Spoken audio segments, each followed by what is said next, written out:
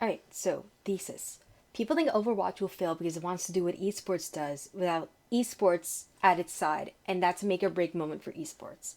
So, firstly, I this is my first time doing a video essay, so I really, really, really, more than anything in the world, hate when people ramble without at least including an outline or something.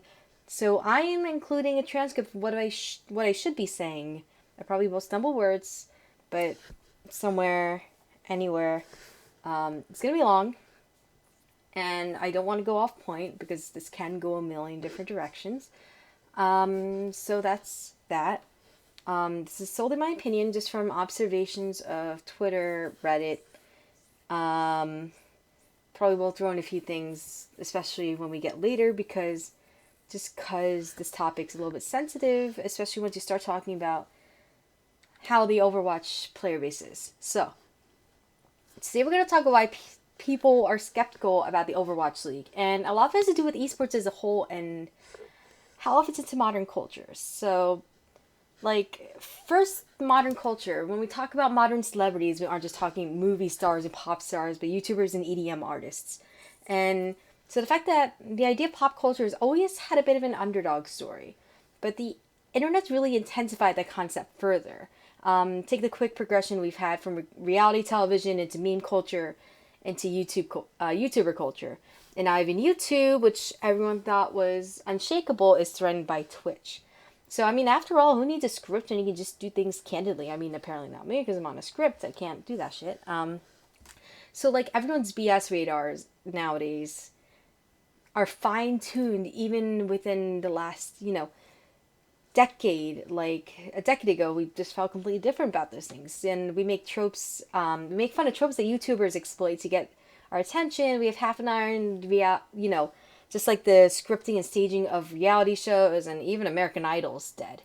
And so, speaking of idol shows, we like people nowadays who are good at what they do. And seeing them be good at it in real time is like a part of that. So, yes, the Got Talent series is the television show of that, but Twitch is too big to ignore now. So, while competitive gaming, it's always been a sort of a thing on like a multitude of sites and services, and in the 80s a little bit. The fact that Twitch has become a thing is a huge part of what's made esports so big all of a sudden, and that's what's central to my argument here. That the people who grew up with this have a nose for artificiality that can catch a whiff of BS across the whole damn solar system. And if anyone tells you they don't smell, they got dollar bill caught right up their nostrils. So, see, esports always be endearing to a degree because we know those people are actually doing the thing. There's, no faking it. And we know WWE scripted, but, Idea Channel, one of my favorites, which is shutting down, has a whole episode that I personally love about how we can compare that to an urban myth like Santa Claus, the suspending our disbelief and enjoying the whole damn thing, except there's more head injuries involved. Modern day esports even goes beyond that. I don't mean like the old Nintendo game stuff from the 80s. I mean starting in the early 2000s when a lot of figurative players became involved. And I'm talking about at least even the perception of what it used to be because I'm a little bit of a victim of that. So a lot of people that know esports will tell you it's not just the skill involved, but it's the personality too. And while League of Legends, has done a really solid job promoting team banners, and most other games, players have to make a name for themselves by getting onto leaderboards and or streaming, and many even just get into esports by straight up streaming. And I forgot to throw this into my script. I'll throw it in after. But even on Twitter and even on all these sites, industry people have personalities too. You have the esports writer. You have Adam from MLG. You have Jacob Wolf. You have Richard Lewis. You have all these people who are personalities within the industry. And then, meanwhile, back to the essay, as it is, at the same time, there's also this sense of nostalgia in the scene of grassroots tournaments and getting duct taped to the ceiling, and they found that dude, by the way. This is where the word endemic comes in, and as it's a pretty common word in the scene, and especially in the debate. So when we talk about endemics, we mean FaZe, Not As Sincere, Evil Genius, The Splice, and all that. I've been in esports for a while and understand the ins and outs, so, I think Red Eye would probably be the oldest name that I can think of. Yeah, so we talk about old tournament organizers and tournaments and industry vets and old journalists who we just can't shake off the damn industry. So now that doesn't mean any of them are better or worse in practice than non-endemics. But what counts is the image. It's why people go after supposedly esports centric companies, people, campaigns, etc. that miss the mark, and for the love of all things holy, please do not do this, capitalize the S in esports. In the same way that we pray for cartoon and television reboots, we lean on the same people over and over in esports to deliver it for us. Now, that has its own slews of issues and implications that manifests in, say, like Dota 2 player culture. That's another issue that I don't have time for. The point is, we don't care if it's actually better or worse to have non endemics handling everything. We just see endemic as better. So when we see non-endemics take charge, that causes a lot of panic. I mean, we've gotten this far without them in the driver's seat. Seeing an initiative like the Overwatch League letting them take the steering wheel, it's a pretty terrifying thing. Not that we don't want non-endemics, but we see them as like unwise, foolish, naive, not hip, etc. We want them to be shotgun with or even take a back seat to the people that made esports such a big thing, because that's a big underdog story, right? You take a game, take a scrappy bunch of kids and someone with vague knowledge of event organization, boom, you got 100,000 viewers and $500,000 in prize pool. It's like the ultimate dream. And that leads up to why a lot of esports people are panicking, because the esports audience doesn't want to get left behind. And I mean, it's really one thing. And not for nothing either, because esports people spend a lot of time and effort in esports. And likely in Overwatch as well. In fact, I don't think anyone's wanted to get into Overwatch esports more than esports people. And I mean, I barely know anyone who hasn't at least bought it, even my casual friend groups. And many who drop into the game just for the loot. So why is Blizzard not as concerned? I don't think they've ever been concerned to boot. I mean, let's forget all the StarCraft shit and say the takeaway is Blizzard and Overwatch just didn't want to get left out. So I'm going to make another bold assumption about Blizzard.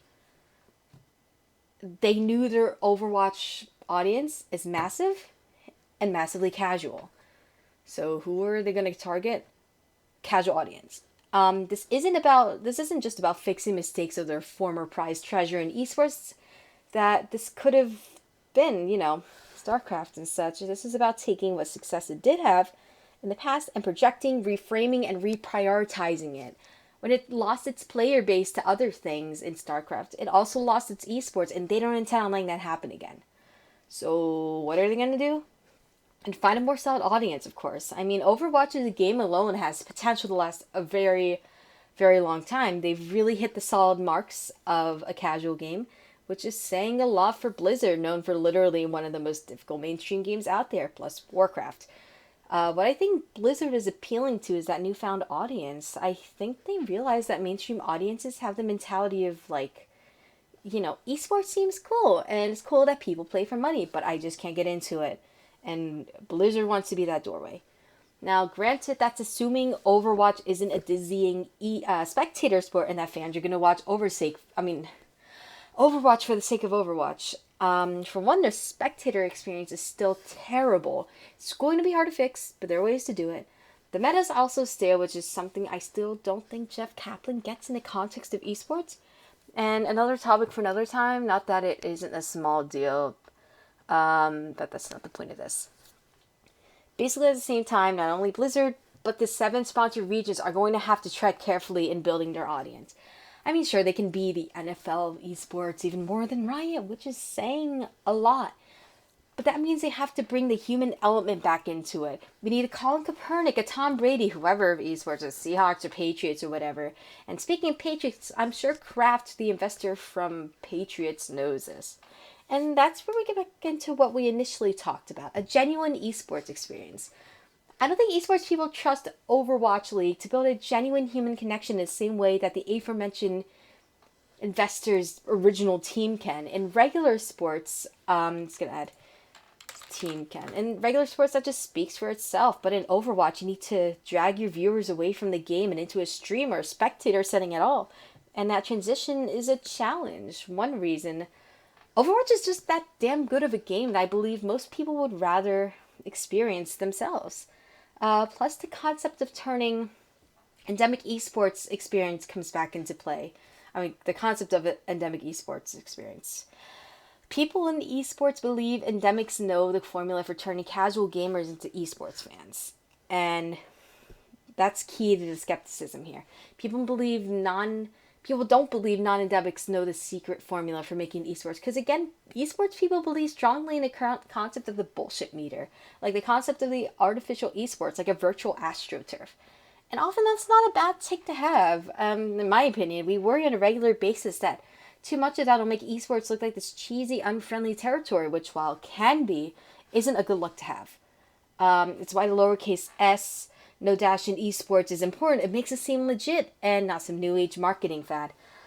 Take the H1Z1 incident with Echo Fox. Like, people knew it was an Echo Fox show. I don't think it's coming back as far as I know. But on the other hand, you look at E-League, as much as people dislike the panel, which I get, they're these extremely raw, knowledgeable personalities that make the game finally seem like it's getting hosted on ESPN and not some channel that hosts, cheesy soaps or something. That's because E-League had a lot of endemics behind it. And all these skeptics, kind of bottom line here, essentially have seen that, or at least believe that, since we're being non-committal here. They believe that putting endemics in works, even when we talk about bringing in casual viewers. So it's not just a worry about Blizzard, kind of at the root of it. It's a worry about this dive into casual audiences will be a catastrophe, but not only themselves, but esports as a whole, like a damn suicide mission or something. Because at the same time, like, if it succeeds, it can be a breakout moment for esports. But again, suicide mission. So, point here is, what I think a lot of people feel like is Blizzard trying to do something really interesting here without understanding where it's coming from. Wants to build a casual audience, but by isolating the industry experts, it risks, not loses, risks misunderstanding what gave the modern esports industry momentum. Now, they could just be like playing their cards close to their chest and have a slew of experts behind the scenes that are mum on the issues, but they're kind of losing faith already from a lot of important people. But it seems like money is the bottom line for now. And again, crisp bills can filter out the sense of bullshit. So, agree, disagree, definitely feel free to respond. This isn't meant to be accurate. This is a thesis. This is just my observation from the backlash / response of the industry as it is. And it's not like any of us really want to see this fail. Suicide mission. You're either going to make or break the esports scene. And again, people are invested in Overwatch. Esports people love Overwatch with all their heart. We're just worried as fuck. So, thank you for watching or reading. If you're ready, you're probably missing this. And if you want to see more like that, shrug.